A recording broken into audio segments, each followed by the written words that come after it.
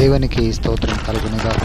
ఈరోజు దేవుని వాగ్దానం శుభ కార్యక్రమములకు మిమ్మల్ని కూడా ప్రేమపూర్వకంగా ఆహ్వానిస్తూ ఉన్నాము. నేటి లేఖన భాగము మొదటి సమూయేలు గ్రంథము 12వ అధ్యాయము 16వ వచనము. మీరు నిలిచి చూచుచుండగా యెహోవా జరిగించు ఈ గొప్ప కార్యమును కనిపెట్టుడి. దేవునికి స్తోత్రం కలుగునుగాక. ప్రియ దైవజనమా, ఈ ఉదయకాల సమయంలో దేవుడు మరోసారి మనతో తన చిత్తమును ప్రకటన చేయుచున్నాడు.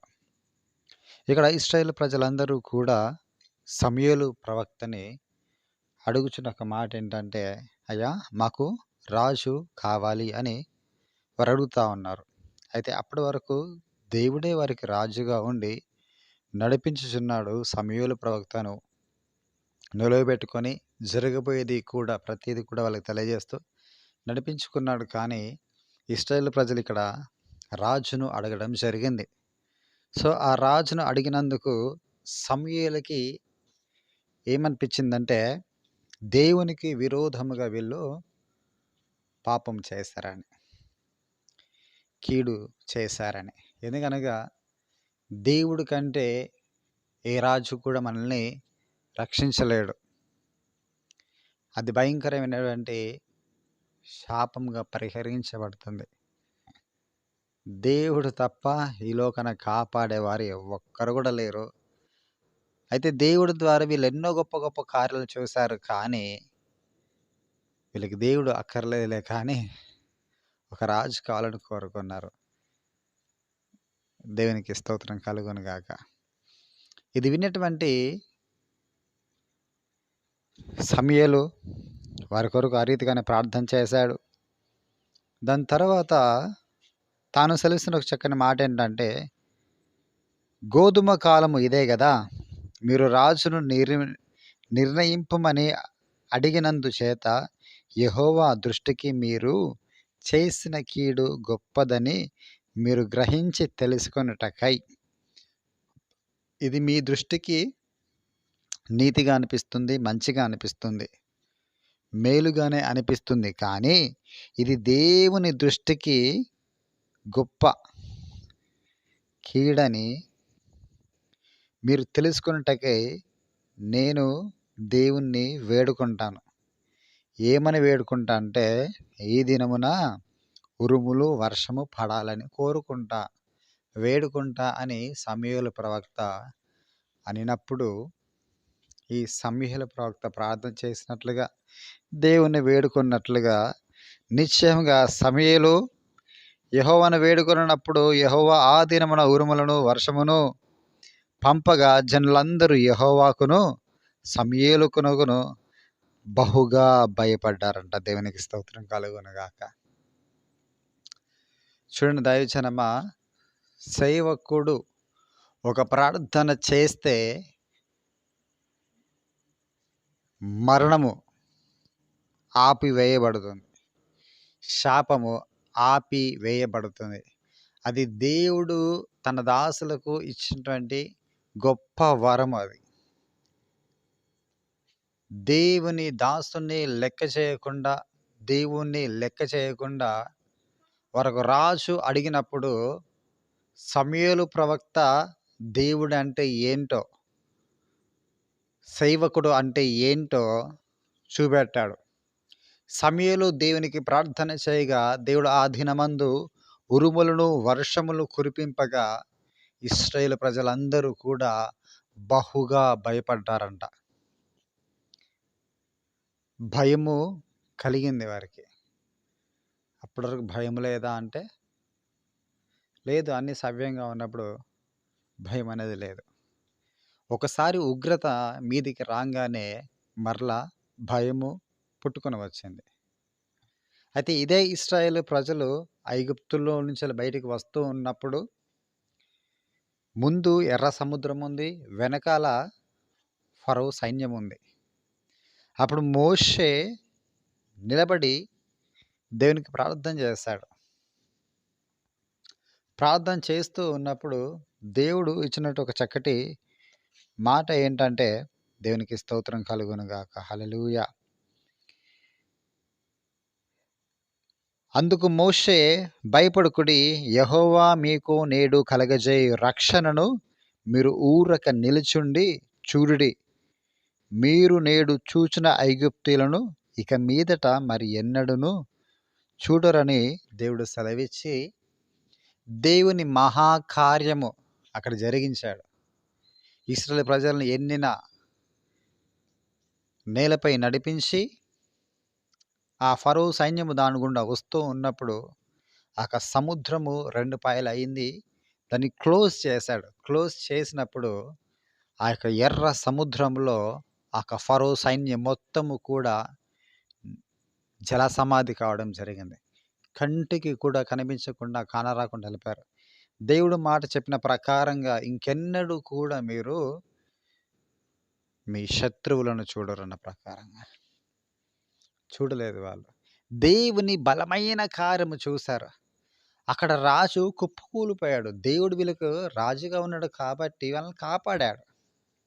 అలాంటి రాజును ఇప్పుడు మాకు వద్దు, మాకు రాజు కావాలని కోరుకుంటా ఉన్నారు.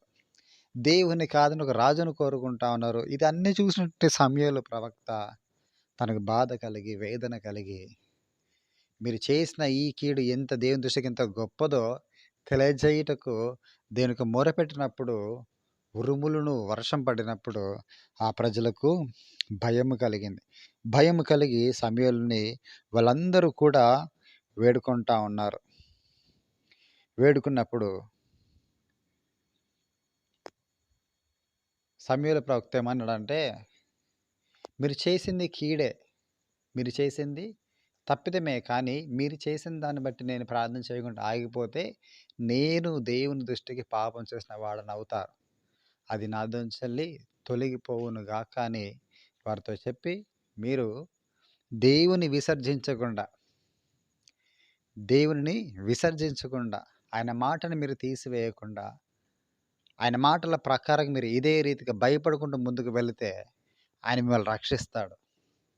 ఆయన మిమ్మల్ని కాపాడుతాడు. ఆయన మిమ్మల్ని జనులుగా చేసుకున్నటకు అనిష్టము కలిగి ఉన్నాడు. కానీ ఒకవేళ మీరు కనుక విసర్జించినట్లయితే మీ పితరులందరూ కూడా ఏ రీతికైతే సంహరించబడ్డారో, నాశనానికి గురైపోయారో, మీరు ఆ రీతిగా అవుతారని చెప్పడం జరిగింది. అయితే ప్రియ దైవజనమా, ఈ దేవుని యొక్క ఘనకార్యములు మనం చూడాలి అనుకున్నట్లయితే ఇక్కడ 2 రకాల కార్యాలు మనం చూసాము. ఒకటేమో దేవుని కాదనుకున్నప్పుడు దేని ఘనకార్యం ఎట్లా జరిగిందంటే మనకు భయం కలిగించే విధంగా జరిగింది. అదే దేవుని ఘనకార్యం, దేవుని మహత్కార్యము మన బలపరిచే విధంగా జరిగింది. ధైర్యపరిచే విధంగా జరిగింది. అనేక తరములకు నా దేవుడు ఈ రీతిగా ఉన్నవాడని తెలియజేసే విధంగా జరిగింది. ఈరోజు నీ యొక్క కుటుంబంలో, నీ వ్యక్తిగత జీవితంలో నువ్వు ఏ ఘనకార్యమును ఊరకే నిలుచుండి చూడాలని కోరుకుంటా ఉన్నావు? దేవుడు చేసేటువంటి గొప్ప కార్యములను, అసాధారణమైన కార్యములను ఏ రీతిగా ఉండి నువ్వు చూడాలనుకుంటా ఉన్నావు? దేవుడు నీకు రాజుగా ఉండి చూడాలనుకుంటా ఉన్నావా?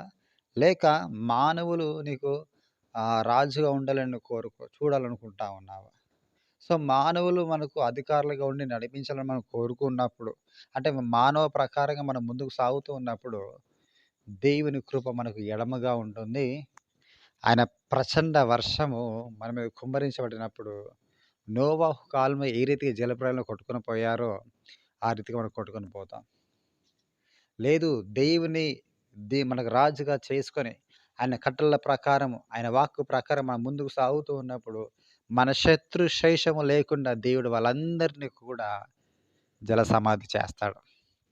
మన శత్రులు ఇంకెన్నడూ కూడా కనబడకుండా మన కొరకు దేవుడు గొప్ప కార్యం చేస్తాడు. అది మనము నిలబడి చూసే వారంగా ఉంటాం. దేవునికి స్తోత్రం కలుగునుగాక. ఈ రెండిట్లో ఈరోజు దేవుడు నీ ముందు పెట్టాడు. ఈరోజు మనం దేవుని యొక్క దాసులకు మనం ఏ రీతిగా మనం ఉంటా ఉన్నాం. దేవుడికి మనకు మధ్యవర్తిగా ఉన్నాడు.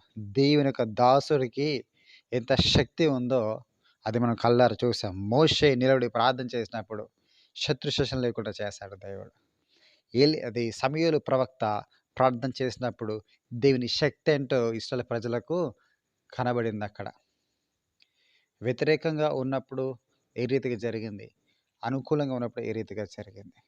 ఈ రెండిట్లో కూడా దీని యొక్క ప్రార్థన, సమూయేలు ప్రార్థన, మోషే ప్రార్థన వినడం జరిగింది. గొప్ప కార్యం జరిగించబడడం జరిగింది. ఈరోజు నీ కొరకు నీ సేవకులు ప్రార్థన చేస్తా ఉన్నారు. మరి వారికి మనం భయపడతా ఉన్నామా? భయపడతా ఉన్నామా? స్థితిగతులను బట్టే ఉంటా ఉన్నామా? అనేది ఒకసారి మనం జ్ఞాపకం చేసుకుందాం. ఎందుకనగా అబ్రహాము ప్రార్థన చేయగా భయము, వణుకు కలిగింది. అతడు ప్రార్థన చేస్తే నువ్వు సత్తవు బిడ్డ అని చెప్పేసి ఒక రాజుకు వణుకు పుట్టించిండు దేవుడు స్వప్నమందు. సో, దేవుడు ఒక దాసునికి అంత అధికారం ఇవ్వడం జరిగింది. అంత కృపను ఇవ్వడం జరిగింది. నేటి కాలములో దీని యొక్క దాసులకు విలువ లేకుండా అయిపోయింది. ఆ భయము లేకుండా అయిపోయింది. దేవుని దాసును మన కొరకు కన్నీటి చేత ప్రార్థన చేస్తే, బాధతోటి ప్రార్థన చేస్తే అది మనం తట్టుకోలేము అసలుకే. ఆ శిక్షా విధిని మనం తట్టుకోలేము. వారు మన కొరకు ఎల్లప్పుడూ సంతోషంతో విజ్ఞాపన ప్రార్థన చేస్తే, మనము మన కుటుంబములన్నీ కూడా సంతోషకరంగా, వేదివ్యమానంగా వెలుగుతా ఉంటాయి. కుటుంబంలో శాంతి, సమాధానం, భద్రత, ఆశీర్వాదం, అభివృద్ధి విస్తారంగా పొంగి పొరలుతా ఉంటాయి.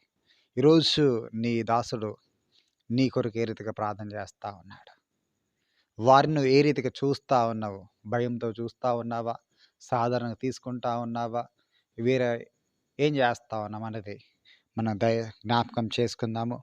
విశ్వాసపూరితంగా వాక్య ప్రకారంగా మనం ముందుకు సాగుదాం. దీని మాటలన్నీ కూడా మన హృదయంలో ఫలింపజేయను గాక. ప్రార్థన చేద్దాం. స్తోత్రం ప్రభువానికి వందములు తండ్రి. ఈ ఉదయకాల సమయంలో చక్కటి మాటలు మీరు మాతో మాట్లాడారు, మమ్మల్ని ధైర్యపరిచారు, మమ్మల్ని బలపరిచారు తండ్రి. సమూయేలు ప్రవక్త, మోషే ప్రభువా, వారు నీకు ఏ ప్రార్థన చేసినా వారి ప్రార్థన మీరు ఆలకించి గొప్ప కార్యములు చేశారు. కానీ ఇశ్రాయేలు ప్రజలు మాత్రము భిన్నంగా ఉన్నారు. నిన్ను వెంబడించి నిన్ను రాజుగా చేసుకుని నీ దాసులకు వారు భయపడి ముందుకు సాగినప్పుడు తండ్రి, వారి జీవితంలో గొప్ప కార్యాలు చూశారు, ధైర్యంగా బలపరచబడ్డారు. నీ వంటి వారు ఈ లోకాన్ని ఎవరు లేరని తెలుసుకున్నారు. నీకే స్తోత్రం. రెండవదిగా అదే ఇశ్రాయేలు ప్రజలు తండ్రి, నీకు భయపడక నిన్ను విసర్జించి మాకు నీ అధికారం వద్దు, మాకు ఇంకో రాజు కావాలని లోక ప్రకారంగా వెళుతూ దేవుని దాసులకు నీకు గౌరవము లేకుండా, భయము లేకుండా వారి ఇష్టపూర్వకం ముందుకు సాగినప్పుడు నీ శక్తి ఏంటో వారికి ఒక గొప్ప కార్యంగా చేసి చూపెట్టావు. నాశనం వస్తుందని తెలియజేస్తావు ప్రభువా. ఈరోజు మేము కూడా మా మార్గంలో వెళ్తూ ఉన్నాము, లేక నీకు వాక్య ప్రకారం మేము ముందుకు వెళ్తూ ఉన్నాము, మాకు స్పష్టంగా తెలియజేస్తావు. మేము నీ వాక్య ప్రకారంగా వెళుతూ నిన్ను రాజుగా మేము చేసుకొని, నువ్వు మా కొరకు పంపిన నీ దాసునికి భయపడుతూ, నీ దాసుని ద్వారా వచ్చే ప్రతి వాక్కు మేము తీసుకొని మా యొక్క జీవితాల్లో శత్రు శేషము లేకుండా, మా శత్రు మాకు కంటికి కనబడకుండా ఆ గొప్ప కార్యం చూసినట్లుగా మా కళ్ళు తెరిచావు ప్రభునికి వందములు తండ్రి అని ఎంతమంది ప్రార్థన చేస్తా ఉన్నారు ప్రభువా. వారి ప్రార్థన మూలములన్నీ కూడా మీరు, విజ్ఞాపనలన్నీ కూడా మీరు ఆలకించండి. నీ వాట ప్రకారంగా తండ్రి నీవు వారిని జనులుగా చేసుకున్నటకు ఇష్టంగా నీవు ఉన్నావు కనుక నీ ప్రజలుగా వారు స్వీకరించి వారికి ఉన్న స్థితిగతులన్నీ కూడా మీరు మార్చివేసి, ఎవరికి ఏ అక్కర ఉందో, ఎవరికి ఏ అవసరం ఉందో నా ప్రభా, ప్రతీదీ కూడా నా తండ్రి నీవే తీర్చి మహిమని మీరే పొందాల్సిందిగా ఆరోపిస్తూ తండ్రి, కోర్టు కేసులు, ల్యాండ్ కేసులు, దీర్ఘకాలిక రోగాలు, వ్యాధులు, బాధలు, కష్టములు, ఇరుకులు, ఇబ్బందులు, వ్యాధులు తొలగించి వేయండి ప్రభువ. గర్భాలు తెరవలసిందిగా ప్రార్థించడం నా తండ్రి, వివాహ సంబంధాలు అనుగ్రహించాల్సిందిగా ప్రార్థన చేసిన ప్రభు. ఏ కుటుంబంలో ఏ శాపం వచ్చినా, ఏ కష్టం వచ్చినా ప్రభువ కృపతో తొలగించండి, మేలు చేత నీవు నింపండి ప్రభు. నీకు వందములుగా ప్రత్యేకంగా నా తండ్రి, కొత్తగల పండుగలు ఎవరైతే తన ఫలము తీసుకున్నారో వారి వారి జీవితాల్లో అద్భుతమైన కార్యం ఇది జరిగించి నీ సాక్షిగా నిలబెడుతూ ఇంకనేకులకు నా తండ్రి ఆశీర్వాదంగా నిలబడినట్లుగా కృపచేత మీరు ఎత్తిపట్టండి. ప్రతి కుటుంబ శాంతిని, సమాధానం అనుగ్రహించి మహిమ మీరే పొందాల్సిందిగా ఆరోపిస్తూ యేసు క్రీస్తు ప్రభువారి పేరట అడిగి వేడుకుంటున్నాము పరమ తండ్రి. Amen. Amen. Amen. God bless you. దేవుడు వీళ్ళందరికీ కూడా ధారాళంగా దీవించి ఆశీర్వదించును గాక.